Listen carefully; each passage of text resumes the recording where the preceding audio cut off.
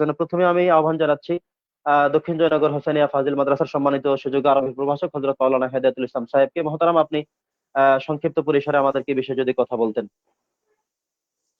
আসসালামু আলাইকুম ওয়া রাহমাতুল্লাহি ওয়া বারাকাতুহু। সর্বপ্রথম শুকরিয়া জ্ঞাপন করছি মহান রব্বুল আলামিনের আমাদেরকে এখানে আজকে প্ল্যাটফর্মে একত্রিত হওয়ার জন্য সুযোগ করে দেওয়ার কারণে। আর ধন্যবাদ জানাচ্ছি আজকের এই অনুষ্ঠানের হোস্ট এবং যারা উপস্থিত গেস্ট মন্ডলী আছেন সকলের কৃতজ্ঞতা জ্ঞাপন করে আলোচনা শুরু করছি।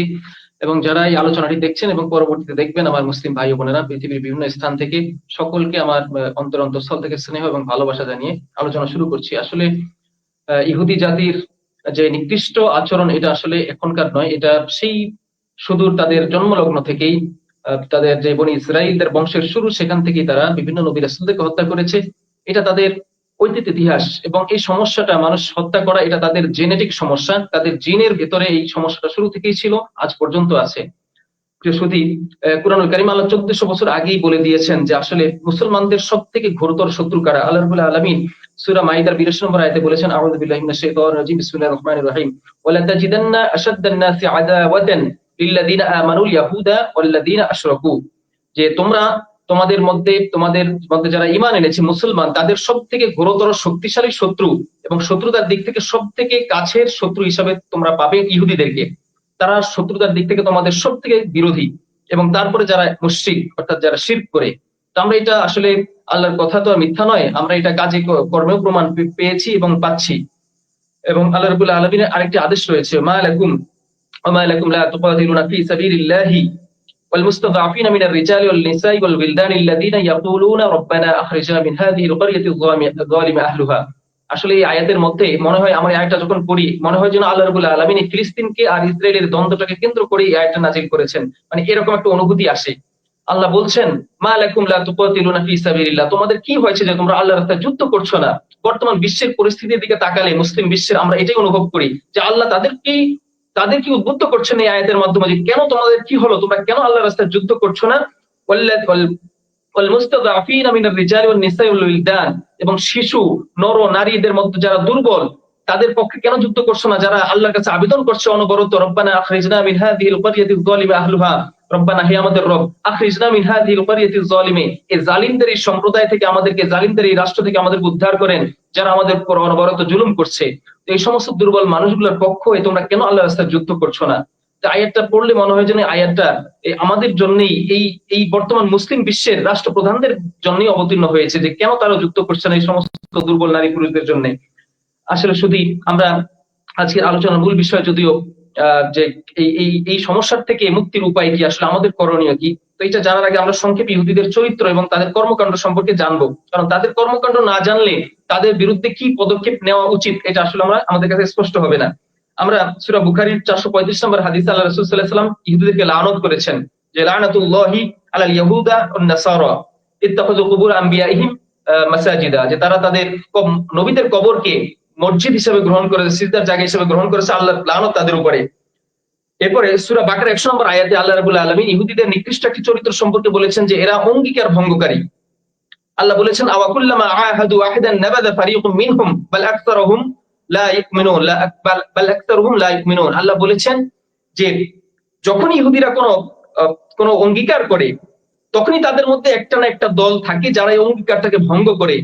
আমরা দেখেছি যে ইহুদিদের সাথে ইসরায়েলের সাথে ফিলিস্তিনের একটি চুক্তি ছিল, যে যুদ্ধবিরতি সিজফায়ার চলছিল। এই সিজফায়ারের মধ্যেই তারা, এই অঙ্গীকারের মধ্যেই মধ্যরাত্রে বর্বর ভাবে, নিকৃষ্ট ভাবে, কাপুরুষোচিত ভাবে ঘুমন্ত নারী পুরুষদের উপরে, ঘুমন্ত শিশুদের উপরে, তাহাজ্জুদরত মুসলমানদের উপরে, যারা সেহরির জন্য প্রস্তুতি নিচ্ছিল, এমন একটা সময়ে তারা আক্রমণ করে তাদের কাপুরুষতার পরিচয় দিল, নিকৃষ্টতার পরিচয় দিল।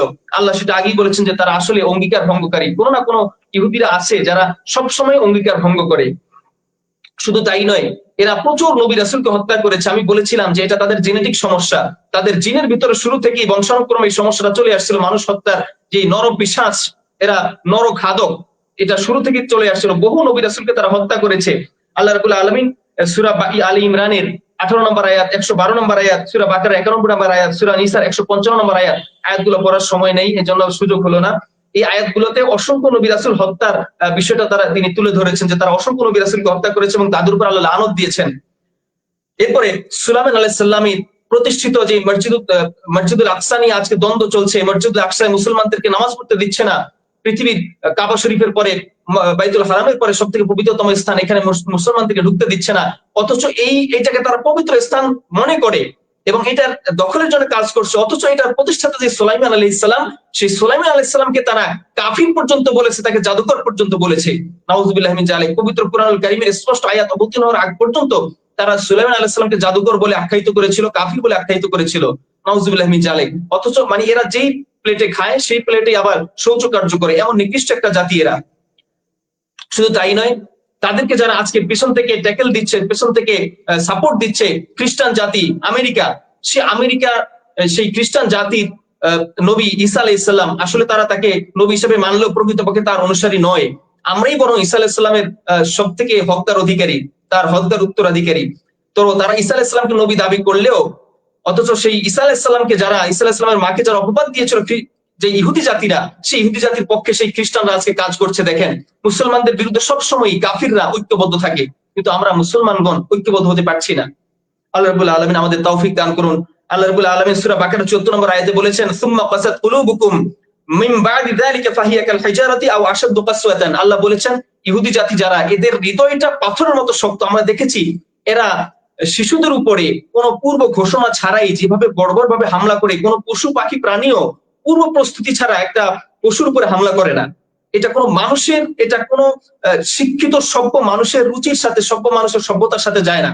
তারা রাত্রির গভীরে ঘুমন্ত শিশুদের উপরে হাজার হাজার লক্ষ লক্ষ শিশুকে তারা এতটা বছর ধরে হত্যা করছে। আল্লাহ বলেছেন, এদের অন্তরটা পাথরের মতো শক্ত। সুম্মা কাসাত কুলুবুকুম, তোমাদের হৃদয়টা শক্ত হয়ে গেছে পাথরের মতো। মিন বাদি যালিকা, আমার এই মুজিজার, আমার এই নিদর্শন প্রকাশের পরও তোমাদের অন্তরটা শক্ত হয়ে রইল। ফাহিয়া কাল হিজারাতি, সেটা যেন একটা পাথর। আও আশাদ্দু কাসওয়া, অথবা তার চাইতে কঠিন। এবং ইহুদিরা অত্যন্ত হিংসুক। আমরা দেখেছি পৃথিবীতে ইহুদিদের সংখ্যা অনেক হলেও, সংখ্যা খুব নগণ্য, কিন্তু এরা যেই সামান্য সংখ্যা আছে, এরাও একত্রে নেই, পৃথিবীর বিভিন্ন স্থানে ছড়িয়ে ছিটিয়ে আছে। যার ফলে এরা এককভাবে একত্র না থাকার কারণে নিজস্ব কোনো শক্তি নেই। আর পৃথিবীর অন্যান্য, বিশেষ করে মুসলিম জাতি পৃথিবীতে প্রায় একত্রিত এবং তারা সবসময় ঐক্যবদ্ধভাবে বসবাস করে। একজন মুসলিমের বিপদে আরেকজন এগিয়ে আসে। তারা আসলে এই জিনিসটা দেখে তারা হিংসার বশীভূত হয়ে কাজটা করছে। আল্লাহ রাব্বুল আলামিন সূরা নিসার 54 নম্বর আয়াতে বলেছেন, আম ইয়াহসুদুনান নাস আলা মা আতাহুমুল্লাহু মিন ফাদলিহ, যে তারা হিংসা করছে মানুষদের সাথে, যে আল্লাহ রাব্বুল আলামিন তাদেরকে কেন এত কল্যাণ দিলেন, আমাদেরকে কেন এত কল্যাণ দিলেন না, আমাদের কেন নির্দিষ্ট রাষ্ট্র নেই, আমরা কেন নির্দিষ্টভাবে রাষ্ট্র পরিচালনা করতে পারছি না, আমরা কেন যুদ্ধ করতে পারছি না, আমরা কেন পৃথিবীতে নেতৃত্ব দিতে পারছি না। এই হিংসার কারণে তারা আজকে এই কাজগুলো করছে। পৃথিবীর মানচিত্র থেকে, মধ্যপ্রাচ্য থেকে ইসরায়েলকে ধ্বংস করে দিয়ে ধীরে ধীরে পুরো মধ্যপ্রাচ্য দখলে নেওয়ার পায়তারা তারা করছে। এটা আসলে আল্লাহ রাব্বুল আলামিন তাদের আখলাক সম্পর্কে জানতেন, অনেক আগেই বলেছেন। সূরা নিসার 52 নম্বর আয়াতে আল্লাহ তাদেরকে লানত করেছেন যে উলাইকাল্লাযীনা লাআনাহুমুল্লাহ ওয়া মান ইয়ালআনিল্লাহু ফালান তাজিদ লাহু নাসীরা, যে এরা হচ্ছে, এদের উপরে আল্লাহ লানত করেছেন, আর আল্লাহ যার উপরে লানত করেন তাদের কোনো সাহায্যকারী থাকতে পারে না।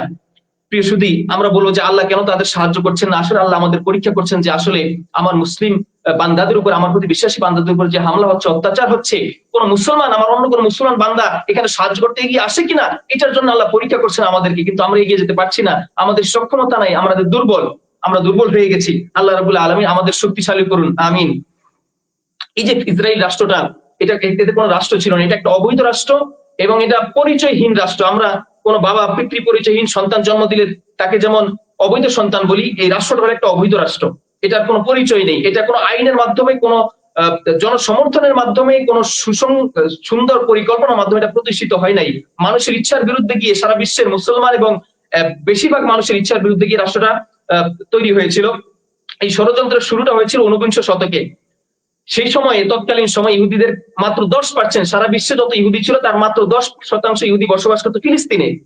এই 10% ইহুদিরা তখন অর্থনৈতিকভাবে মোটামুটি শক্তিশালী ছিল এবং তারা অল্প অল্প করে এই ফিলিস্তিনের ভূখণ্ডে যেখানে ছিল, তারা ফিলিস্তিনিদের থেকে জায়গা জমি ক্রয় করা শুরু করে। তখনকার আলেম সমাজ, বিশেষ করে আশরাফ আলী থানভী রহমাতুল্লাহ আলাইহি সহ তৎকালীন উলামায়ে কিরাম এটাকে নিষিদ্ধ করেছিলেন যে কোনো ইহুদির কাছে কোনো মুসলমানের জায়গা জমি বিক্রি করা জায়েজ নেই। তো তৎকালীন সময় আমরা আসলে নাবুজ মুসলমান, বেগাইরে ইলম মুসলমান, ইলমহীন মুসলমানরা তখন বলেছিলাম যে এটা তো জায়গা জমি বিক্রি করা তো নাজায়েজ কিছু না, খ্রিস্টানদের ইহুদিদের সাথে ব্যবসা বাণিজ্য তো নাজায়েজ না, তাহলে আমরা কেন বিক্রি করবো না? কিন্তু তারা আসলে ওলামায়ে কেরামের যে দূরদর্শী চিন্তা ছিল, যে দূরদর্শী চিন্তা থেকে তারা এটা নিষিদ্ধ করেছিলেন, সেটা তারা বুঝতে পারে নাই। আমাদের সমাজে এখনো এটা আছে যে দূরদর্শী ওলামায়ে কেরাম কোনো মাসালা দিলে, ফতোয়া দিলে আমরা এটার খুঁত খুঁজি। আমাদের এলেম নাই, তারপর আমরা তার খুঁত খুঁজি, ভুল খুঁজি।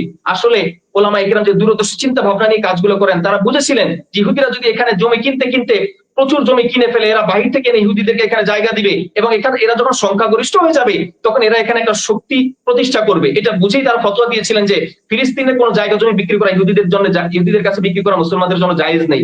কিন্তু মুসলমানরা, নাবুজ মুসলমান, সেটা আসলে বুঝতে পারেনি, তারা এটার বিরুদ্ধে আচরণ করেছিল। যাই হোক, এইভাবে ষড়যন্ত্র শুরু হয়েছিল। একই অবস্থা আমরা কাশ্মীরে দেখতে পাই। কাশ্মীরেও হিন্দুদেরকে এনে এনে জায়গা দেওয়া হচ্ছে, যাতে কাশ্মীরে যখন হিন্দুদের সংখ্যা বেড়ে যাবে, তখন এটা পুরো কাশ্মীরকে এটাকে হিন্দু রাষ্ট্র হিসেবে ঘোষণা যাতে করা যায়, এই জন্য এই পরিকল্পনা মাফিক তারা কাজ করছে। এবং মুসলমানদের থেকে জায়গা জমি ক্রয় সহ তারা হিন্দুদের সংখ্যা সেখানে বৃদ্ধি করার চেষ্টা করছে। এরপরে আমরা দেখতে পাই উসমানীয় সাম্রাজ্য যতদিন ছিল, উসমানীয় সাম্রাজ্যটা, এটাকে ইংরেজিতে বলা হয় অটোমান সাম্রাজ্য। প্রথম উসমান এটার প্রতিষ্ঠাতা ছিলেন।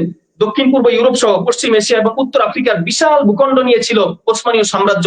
এই সাম্রাজ্যটা কাছে পৃথিবীর অসংখ্য রাষ্ট্র, ইহুদি খ্রিস্টান, এরা ছিল তাদের কাছে নমনীয়, কিছু বলার ছিল না, এরা ছিল শক্তিশালী। আসলে খেলাফত ব্যবস্থাটা রাসূলের যুগের থেকেই চলে আসছে এবং খেলাফতের কথা কুরআনুল কারীমেও আসছে। এই জন্য খেলাফত যতদিন থাকবে ততদিন পৃথিবীতে মুসলমান শক্তিশালী থাকবে। এই খেলাফত ব্যবস্থাটাকে, ওসমানীয় খেলাফতকে 1299 থেকে, এদের প্রতিষ্ঠা ছিল 1299 এবং এটাকে বিলুপ্ত করা হয় 1922 এবং 24 খ্রিস্টাব্দে খেলাফতকে বিলুপ্ত করা হয়। এই খেলাফতকে বিলুপ্ত করার মাধ্যমে পৃথিবী থেকে মুসলমানদের শক্তি, সাহস এবং শৌর্য বীর্যকে ধ্বংস করে দেওয়া হয়েছে প্রথম বিশ্বযুদ্ধের মাধ্যমে। এবং এমনকি এই ইহুদিদের একটি দল, এই ওসমানীয় সাম্রাজ্যের শেষ সম্রাট ছিলেন জন আব্দুল হামিদ, তার কাছে গিয়েছিল যে আমাদের জন্য একটা ছোট্ট রাষ্ট্রের ব্যবস্থা যদি আপনি করতেন। তারা অনেক কাকুতি মিনতি করেছিলেন, কিন্তু আব্দুল হামিদ স্পষ্টভাবে বলেছিলেন যে আমি যতদিন বেঁচে আছি ততদিন তোমাদের জন্য আমি কোনো রাষ্ট্রের ব্যবস্থা করতে পারবো না, এটা আমার দ্বারা সম্ভব নয়। এরপরে ইহুদিরা একত্রিত হওয়া শুরু করলো, তারা পৃথিবীর সমস্ত জায়গায় ছড়িয়ে ছিটিয়ে ছিল, এরা কোনোভাবে শক্তিশালী হতে পারছিল না। পরবর্তীতে জায়োনিজম নামে একটা তত্ত্ব তাদের মধ্যে প্রকট হয়।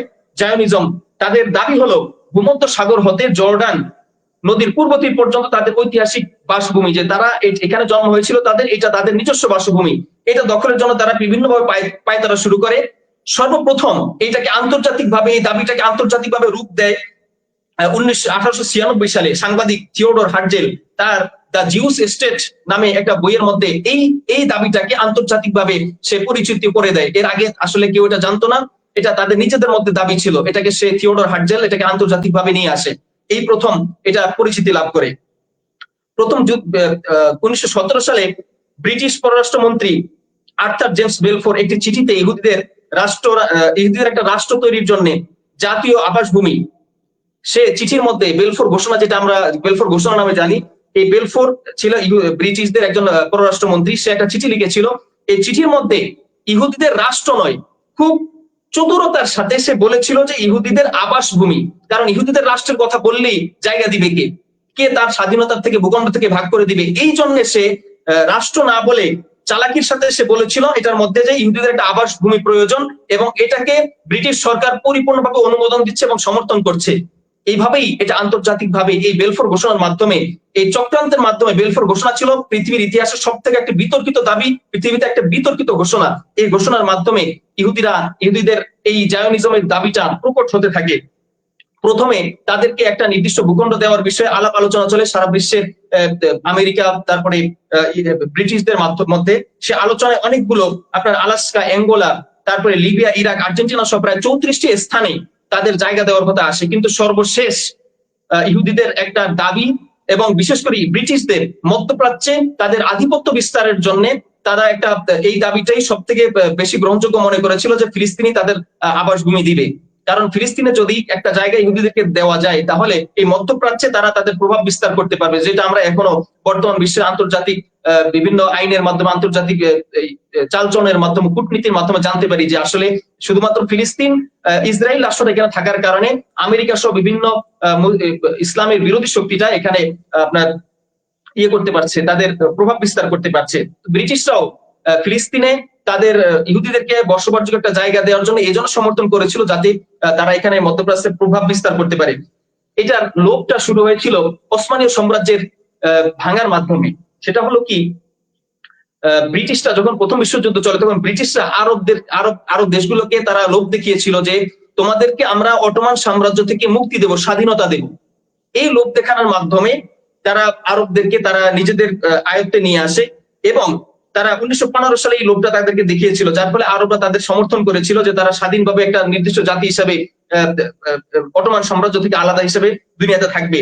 কিন্তু এটার মাধ্যমে এই ফিলিস্তিনে ইসরায়েলি রাষ্ট্রের তৈরির মাধ্যমে তারা যে ফিলিস্তিনের যে মুসলিম আরব জাতি ছিল, আরব যে সমস্ত লোকেরা ছিল, এদেরকে সমস্ত এই অধিকার থেকে বঞ্চিত করেছিল, স্বাধীনতা থেকে তারা বঞ্চিত করেছিল খুব সূক্ষ্মভাবে। আজ পর্যন্ত তারা সেই বঞ্চিতই আছে। আমার এখন এই যে বর্তমান এই কঠিন পরিস্থিতি, আমি সংক্ষেপে এই কথাগুলো বললাম যে কিভাবে এরা এই পৃথিবীতে আধিপত্য বিস্তারের জন্য তারা কিভাবে ষড়যন্ত্র করেছিল, কিভাবে মুসলিম বিশ্বের ইচ্ছার বিরুদ্ধে গিয়ে তারা, এবং শুধু মুসলিম বিশ্ব না, পৃথিবীর অধিকাংশ মানুষের ইচ্ছার বিরুদ্ধে গিয়ে তারা কিভাবে ফিলিস্তিনের মতো একটা স্বাধীন রাষ্ট্রের মধ্যে ইসরায়েল নামক একটা অবৈধ রাষ্ট্রকে তারা জন্ম দিয়েছিল 1948 সালে, ফিলিস্তিনিদের বিরুদ্ধে গিয়ে, ফিলিস্তিনিদের ইচ্ছার বিরুদ্ধে গিয়ে।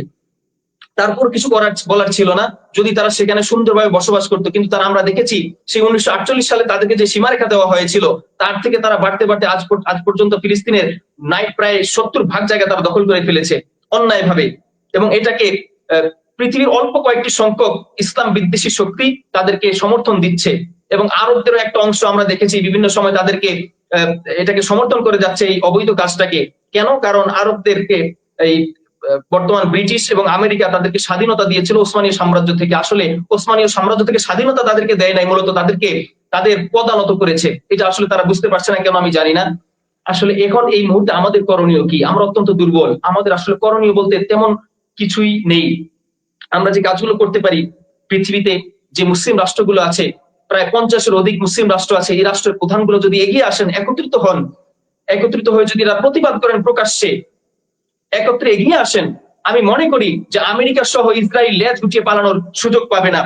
আর দ্বিতীয় কথা হলো যে জাতীয়তাবাদ আমাদের অভিশাপ হিসেবে আমাদের উপরে নেমে আসছে। আল্লাহ রাব্বুল আলামিনের ঘোষণা হচ্ছে, ওয়া'তাসিমু বিহাবলিল্লাহি জামিআন, তোমরা আল্লাহর রজ্জুকে, আল্লাহর কোরআনকে একত্রিতভাবে শক্ত করে ধারণ করো।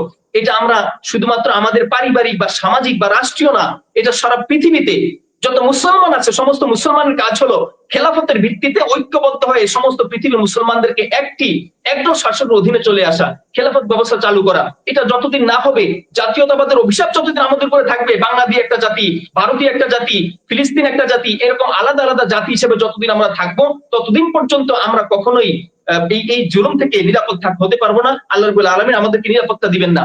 আর আমরা যারা সাধারণ মানুষ আছি, আমাদের কাজ হলো এই অবস্থায়, আমাদের তো অস্ত্র শস্ত্র নাই, আমরা সরাসরি ফিলিস্তিনে গেলে আরো ফিলিস্তিনের জন্য আমরা বোঝা হব। আমাদের সেই সময় সেরকম শক্তি নাই, ট্রেনিং নাই। আমাদের কাজ হলো আধুনিক যে যান উপকরণ আছে, এই উপকরণগুলোর মাধ্যমে আমরা প্রতিবাদ করবো, মিছিল করবো, মিটিং করব, আমরা সেমিনার করব, মানববন্ধন করব, সরকারকে বাধ্য করব যে সরকার যেন ফিলিস্তিনের পক্ষে কথা বলে, ফিলিস্তিনে তাদের পক্ষ থেকে সেনা সরাসরি সামরিক সহায়তা পাঠায়। এটার জন্য সরকারকে বাধ্য করবে। এটা শুধু আমাদের নয়, সমগ্র পৃথিবীর মুসলমান রাষ্ট্রগুলোর সাধারণ মানুষদের এটা করা ছাড়া আর কোনো গত্যন্তর নেই। যেহেতু আমরা সরাসরি সেখানে যেতে পারবো না, এটা হলো আমাদের ন্যূনতম দায়িত্ব, আমরা যেন সরকারকে বাধ্য করি। দ্বিতীয়ত, দোয়া করা। এটা আমরা করে আসছি আলহামদুলিল্লাহ, সমগ্র পৃথিবীর মুসলমানগণ করে আসছেন। কাবার চত্বরে এটা দোয়া হচ্ছে, হেরাম শরীফে দোয়া হচ্ছে, আমরাও দোয়া করছি। আল্লাহ রাসূল বলেছেন, আদ-দুআউ সিলাহুল মুমিনিন, দোয়া হলো মুসলমানদের অস্ত্র। এই জন্য আমরা দোয়া করে যাব, আল্লাহ যেন তাদেরকে নিরাপদ করেন, ইসরায়েলকে পৃথিবী থেকে লূত আলাইহিস সালামের জাতির মতো নিশ্চিহ্ন করে দিয়ে হলেও যেন ফিলিস্তিনকে রক্ষা করেন। দ্বিতীয়ত, আমাদেরকে প্রস্তুতি নিয়ে রাখতে হবে। আল্লাহ রাব্বুল আলামিন বলেছেন, ওয়া'আইদু লাহুম মাসতাতা'তুম কুওয়া মিন কুওয়া, তোমরা তোমাদের সামর্থ্য অনুযায়ী সমস্ত শক্তি, সমস্ত সামরিক সাজ সরঞ্জাম নিয়ে প্রস্তুত থাকো, যে কোনো মুহূর্তে যুদ্ধের ডাক আসতে পারে। এজন্য আমরা সামরিকভাবে সবভাবে, যে কোনো ভাবে, রাষ্ট্রীয়ভাবে, ব্যক্তিগতভাবে প্রস্তুতি নিয়ে রাখবো। আর এটা শুধুমাত্র রাষ্ট্রপ্রধানদের অনুমোদনের মাধ্যমেই সম্ভব। রাষ্ট্রপ্রধানরা যদি আমাদেরকে অনুমোদন দেন এবং রাষ্ট্রপ্রধানরা যদি ধারাবাহিকভাবে আমাদের যে যুব সমাজ আছে, এই যুব সমাজের মধ্যে সেনাবাহিনীর সংখ্যা বাড়ান এবং সামরিক সেনাবাহিনীর সংখ্যা বাড়ান, এবং আমরা যারা সাধারণ মানুষ আছি এদেরকে যদি ধারাবাহিকভাবে বয়স ভিত্তিক এবং কোয়ালিটি ভিত্তিক ট্রেনিং দেন, ধারাবাহিকভাবে ট্রেনিং দিয়ে আমাদেরকে প্রস্তুত করে রাখেন, তাহলে যে কোনো সময় যদি আন্তর্জাতিকভাবে খেলাফতের ডাক আসে, আন্তর্জাতিকভাবে যুদ্ধের ডাক আসে, আমরা সবাই ইনশাআল্লাহ সেই যুদ্ধে শরীক হব, ফিলিস্তিনের পক্ষে লড়াই করব। এরকম একটা কাজ যদি আন্তর্জাতিকভাবে করা যায় এবং রাষ্ট্রীয়ভাবে রাষ্ট্রপ্রধানরা যদি এই দূরদর্শিতার মাধ্যমে সিদ্ধান্ত নেন, তাহলে আমি আশা করি যে এই প্রস্তুতি দেখেই ফিলিস্তিন তাদের এই নিকৃষ্ট কর্মকাণ্ড থেকে ফেরত আসবে। প্রতিরোধ করা তো দূরের কথা। আর শুধু তাই না, আমার বলতে লজ্জা হচ্ছে যে আমাদের আন্তর্জাতিক দুইটা সংস্থা আছে, organisation of Islamic cooperation, Muslim world league, দুইটা বড় বড় সংস্থা আন্তর্জাতিক আছে, কিন্তু এরা একেবারেই অকার্যকর হয়ে পড়ে আছে, ইনঅ্যাক্টিভ হয়ে পড়ে আছে। এদের উদ্দেশ্য, এদের কার্যক্রম সম্পর্কে তারা যেন কিছু জানেই না, এরা যেন ভুলেই গেছে। এই ওআইসি এবং মুসলিম ওয়ার্ল্ড লীগ যদি শুধুমাত্র কার্যকরী পদক্ষেপ নেয় এবং তারাই নিতে পারে, সমগ্র পৃথিবীর মুসলমানদেরকে, মুসলিম রাষ্ট্রগুলোকে এক করে তারা কাজ করতে পারে, তারাই একটা প্ল্যাটফর্মে নিয়ে আসতে পারে, তারা যদি কাজ করে, তাহলে আমরা আশা করি যে আমাদের প্রস্তুতি দেখেই ইসরায়েল লেজ গুটিয়ে পালানোর সাহস পাবে না, এবং আমেরিকার মতো দেশ লেজ গুটিয়ে পালিয়ে যাওয়ার রাস্তা খুঁজে পাবে না ইনশাআল্লাহ। তো আসেন আমরা আমাদের পক্ষ থেকে আমাদের দোয়া এবং যে প্রস্তুতিগুলোর কথা বললাম, আমরা যেন এইভাবে প্রস্তুতি নিতে পারি এবং মুসলিম বিশ্বকে যেন আল্লাহ এই মানসিকতা এবং এই শক্তি সাহস দান করেন, সেই তৌফিক কামনা করে আমার এই আজকের সংক্ষিপ্ত আলোচনা শেষ করছি। আসসালামু আলাইকুম ওয়া রাহমাতুল্লাহি ওয়া বারাকাতুহু।